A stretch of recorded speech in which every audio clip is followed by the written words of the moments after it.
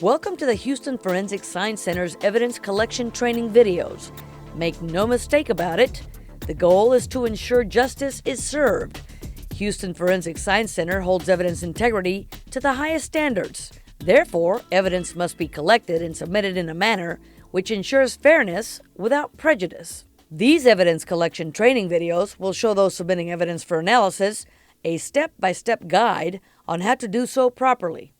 The Latent Print's discipline processes a wide variety of evidence for the detection, development, and identification of latent fingerprints, palm prints, and footprints.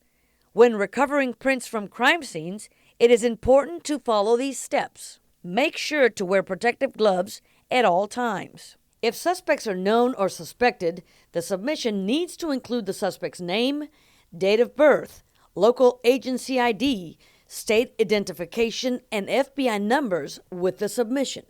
Obtain victim or complainant known prints for elimination purposes.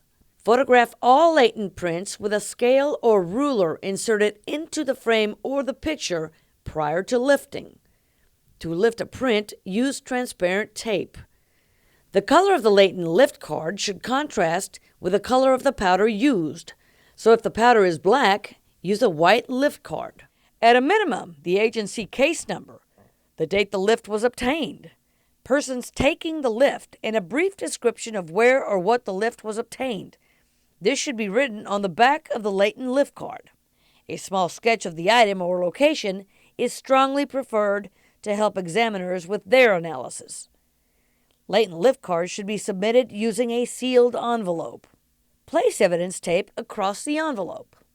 Initial the evidence seal. Place the date and the agency number in permanent ink. It is important to ensure complete submission information for all requests.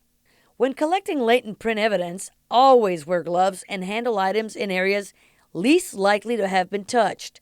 This will preserve any latent prints that may be present. Evidence collected for latent print analysis should always be placed in packaging to ensure that unintentional latent prints are not deposited on the evidence. Items too big to be collected and sent to the lab should be processed on site and preserved by photography and by lifting, if possible.